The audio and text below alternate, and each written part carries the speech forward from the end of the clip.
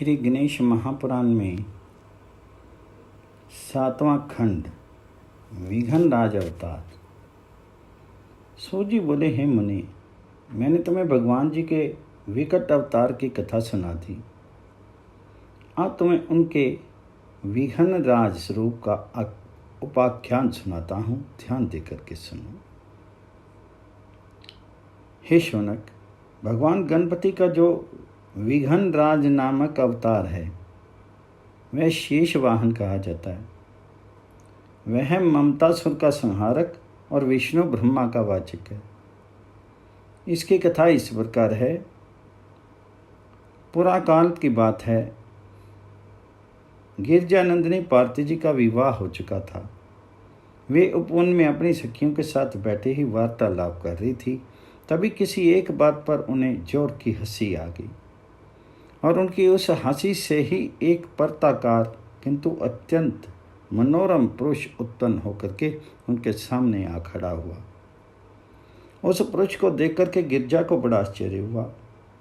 सोचने लगी, ये कौन, कहाँ से आया। और फिर यही प्रश्न उन्होंने उस पुरुष से किया और अंत में बोली, तुम्हारा प्रयोजन क्या है। पुरुष ने हाथ जोड़ करके निवेदन किया, माता, मैं आपके हास्य से उत्पन्न हुआ हूँ। आपका पुत्र होने के कारण आपकी कृपा का भी अधिकारी हूँ। आप मुझे जो आज्ञा देंगी उसका पालन करूँगा। पार्वती बोली, वत्स, मैं उस समय अपनी प्राण प्रिय शिवजी से रूठ करके उपवन में बैठी थी। उसी मान की अवस्था में मुझे हंसी आ गई, जिससे तेरा जन्म हो गया। इसलिए मान प्रायण होने से तेरा नाम मम अथवा ममता होगा। अब तुम गणेश्वर का स्मरण करो, जिससे तुम्हें अभीष्ट की प्राप्ति हो। ये कहकर के शैलपुत्री ने उसे गणेश का षट्क्षरी मंत्र वक्रतुंडाय हुम का उपदेश किया। तब वह उनके चरणों में प्रणाम करके तपस्या करने के लिए अरण्य में चला गया, जहाँ उसकी भेंट दैत्यराज शंबरासुर से हो गई। गिरजा पुत्र ने दैत्यराज से पूछा, आप कौन हैं, यहाँ किस लिए आए हैं। यदि अनुचित ना समझें तो मुझे अपना पूर्ण वृत्तांत बताने की कृपा करें। शंबरासुर ने उत्तर दिया, महाभाग, मेरा नाम शंबरा है। मैं अनेक विद्याओं का ज्ञाता हूँ। यदि तुम चाहो तो वे विद्याएं मैं तुम्हें दे सकता हूँ, जिससे तुम अवश्य अत्यंत सामर्थ्यवान बन जाओगे। ममतासुर बहुत प्रसन्न हुआ। उसने शंबरासुर से समस्त आसुरी विद्याएं सीख ली, जिनके अभ्यास से वह स्वयं काम रूप हो गया। तब उसने शंबरासुर को प्रणाम करके निवेदन किया, महाभाग, मैं आपका शिष्य हूँ और आपकी इस अद्भुत कृपा के लिए सदैव आभारी रहूँगा। अब आप मुझे आदेश दें कि मैं क्या करूँ। शंबरासुर ने कहा, वत्स, आप तुम अपूर्व शक्ति प्राप्त करने के उद्देश्य से भगवान विघन राज को प्रसन्न करो। जब वे संतुष्ट होकर के वर मांगने को कहें, तब तुम केवल समस्त ब्रह्मांड का राज्य और अमृत ही मांगना, और कुछ भी नहीं मांगना। जब तुम्हें वह प्राप्त हो जाए तब पुनः मेरे पास लौट आना। ये कह करके शंबरासुर वहाँ से चला गया और ममता ने वहीं रह कर के तपस्या आरंभ की।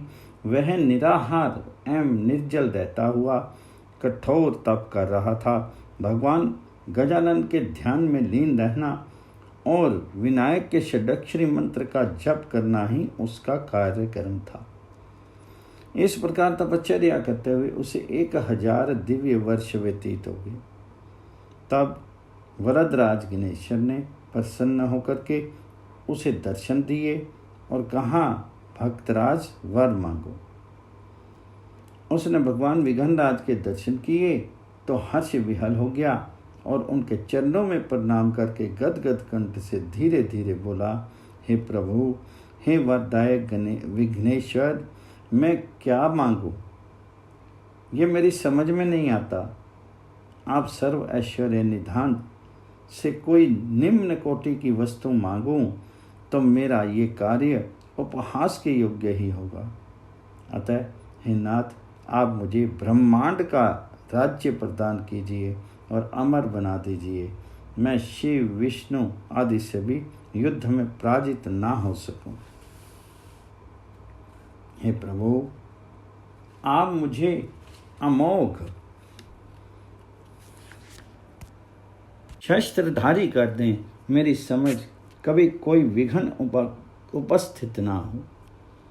भगवान विघ्नराज ने कहा, असुरेंद्र, तेरी कामना दुस्साध्य होते हुए भी पूर्ण करूंगा। ये कहकर के भगवान अंतर्ध्यान हो गए। ममतासुर उनसे वर पाकर के अत्यंत प्रसन्न हो उठा। उसने शंबरासुर के पास जाकर के समस्त वृत्तांत कहा तो वह बहुत प्रसन्न हुआ। उसने अपनी अत्यंत सुंदर कन्या मोहिनी का विवाह ममतासुर के साथ कर दिया। कुछ दिन उसने आनंद उपभोग में व्यतीत किए और तब एक दिन शंबर की प्रेरणा से वह दैत्य गुरु शुक्राचार्य जी के पास जा पहुंचा। उसने आचार्य को प्रणाम कर विघ्नराज को वर प्राप्त होने की बात सुनाई। इससे शुक्राचार्य जी को बड़ी प्रसन्नता हुई। उन्होंने कहा, असुरेश्वर, तूने विघ्नराज को प्रसन्न कर लिया, ये बहुत अच्छा किया है। ममतासुर के आग्रह पर दैत्य गुरु उनके भवन में पधारे और वहां उसे दैत्यराज के पद पर प्रतिष्ठित किया गया तथा अत्यंत पराक्रमी 5 बलवान दैत्य उनके प्रधान नियुक्त कर दिए, जिनके नाम प्रेत, काल, कलाप, कलाजित और धर्महा थे। उस समय अनेकों बड़े बड़े दैत्य, दानव एवं राक्षस राज वहाँ उपस्थित थे। ममतासुर ने सभी को अनेक प्रकार की परिचर्याओं और उपहारों से संतुष्ट किया। फिर वे सभी अपने अपने स्थान को लौट के इधर ममतासुर ने चिंतानाशक निर्ममपुरी को अपनी राजधानी बनाया और वहीं एक अत्यंत वैभवशाली भवन भव्य तैयार करके उसमें रहने लगा। उनके 2 पुत्र हुए, नाम रखे के धर्म और अधर्म। वे धीरे धीरे बड़े होने लगे। इस प्रकार असुरराज निश्चिता एवं निर्भय हुआ सुखपूर्वक ग्रस्त सुख भोग रहा था। किंतु शंबर को चैन कहाँ। उसने ममतासुर को त्रैलोक्य विजय के लिए प्रेरित किया।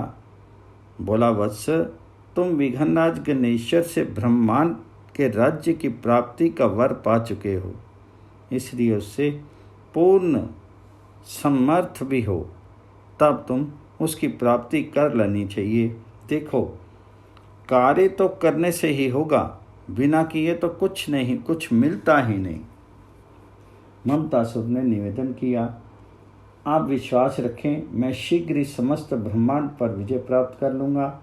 मेरे पास असंख्य असुरों की सेना, आपकी दी हुई विद्याएं सब विघ्नराज प्रदत्त विजय पर विद्यमान हैं, तब मेरी गति कौन रोक सकता है। दूसरे दिन उन्होंने शुक्राचार्य से निवेदन किया, प्रभु, मैं अब ब्रह्मांड विजय के लिए यात्रा करना चाहता हूँ। आप मुझ पर कृपा करें और अपना शुभ आशीर्वाद प्रदान करें। शुक्राचार्य ने प्रसन्नता व्यक्त करते हुए कहा, राजन, तुम्हें सफलता मिले, किंतु एक बात ध्यान में रखना कि भगवान विघ्नराज की कृपा से तुम्हें इतने महान पराक्रम और वैभव की उपलब्धि हुई है, इसलिए उनसे कभी विरोध मत करना। ममतासुर ने उनकी आज्ञा पालन का वचन दिया और प्रणाम करके असुर सेना को तैयार होने की आज्ञा दी। उसने सर्वप्रथम पृथ्वी के नरेशों पर आक्रमण कर उन पर एक एक कर विजय प्राप्त की। इस प्रकार समस्त भूमि को जीतने में उसे अधिक समय नहीं लगा। अब उसने पाताल लोक पर चढ़ाई की और शीघ्र ही वहां अधिकार कर इंद्रलोक पर आक्रमण कर दिया, जहां वज्र आयुद्ध से घोर युद्ध करना पड़ा। यद्यपि देवगण अधिक संगठित और पराक्रमी थे तो भी विघनराज के वर से प्रबल ममतासुर के समक्ष वे टिक नहीं सके। अंत में स्वर्ग पर भी उनका शासन स्थापित हो गया। इसके बाद उसने विष्णुलोक और शिवलोक को भी अपने अधीन कर लिया। सर्वत्र उसका निरंकुश शासन स्थापित हो चुका था। उसके राज्य में धर्म कर्म का लोप और अधर्म की वृद्धि हो रही थी। इससे तीनों लोकों में भय व्याप्त हो गया था। सभी देवता बहुत दुखित हुए।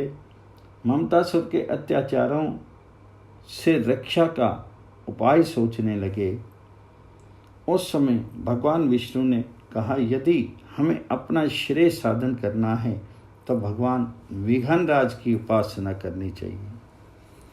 वे ही प्रभु इस असुर को परास्त कर सकते हैं। उनकी बात मान करके सब देवता विघनराज की प्रसन्नता के लिए तप करने लगे। फिर जब भाद्र मास के शुक्ल पक्ष की चतुर्थी आई तब मध्याह्न काल में भगवान विघनराज ने दर्शन दिए। देवताओं ने प्रसन्नतापूर्वक उनका स्तमन किया तथा अपनी कष्ट की बात सुनाई और फिर अपनी रक्षा की प्रार्थना की। भगवान गणेश्वर ने आश्वासन दिया, देवताओं निश्चिंत रहो, मैं ममतासुर को पराजित करूंगा। ये कहकर के भगवान गणेश्वर अंतर्ध्यान हो गए।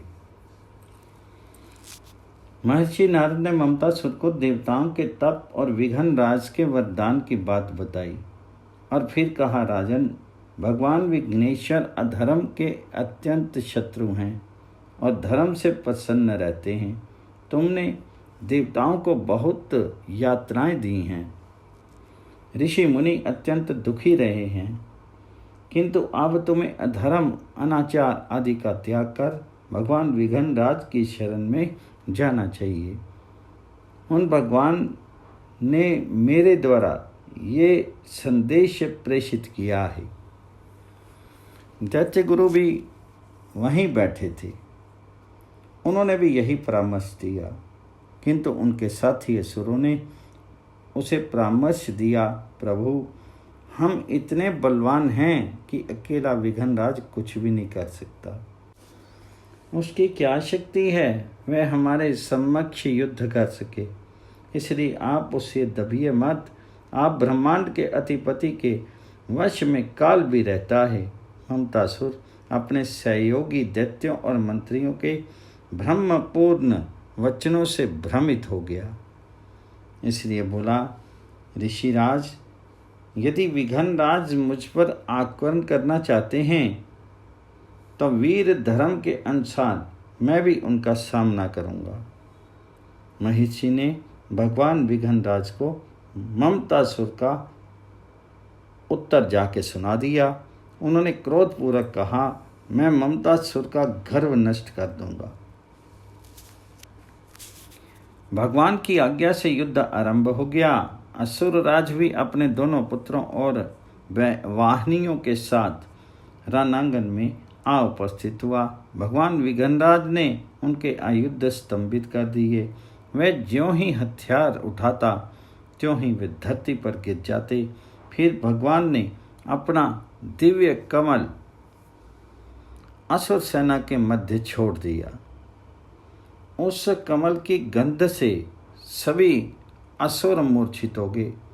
ममतासुर भी मूर्छित हुआ पड़ा रहा।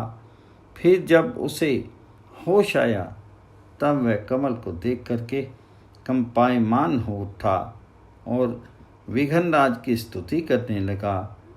तब वे भगवान प्रसन्न हो गए। उन्होंने ममतासुर को आदेश दिया, असुर श्रेष्ठ, तो देवताओं को अपने अपने पद का उपभोग करने दे। ऋषि मुनियों और ब्राह्मणों को धर्म आचरण की स्वतंत्रता रहना आवश्यक है। तो भी अधर्म कार्यों का त्याग कर और अपने को सीमित रख। जहाँ मेरा पूजन स्मरण ना किया जाता हो वहीं लोगों को मोहित करके उनके हृदय पर अपना राज्य स्थापित कर। किंतु मेरे भक्तों के समक्ष सेवक के समान रहता हुआ उनके सम्मान में लगा रहे। असुर राज ने उनकी आज्ञा स्वीकार की और फिर चरणों में प्रणाम एवं परिक्रमा करके वहाँ से चला गया। इससे समस्त देवता और ऋषि मुनि आदि प्रसन्न होकर के उनकी स्तुति करने लगी। ओम गण गणपति नमः।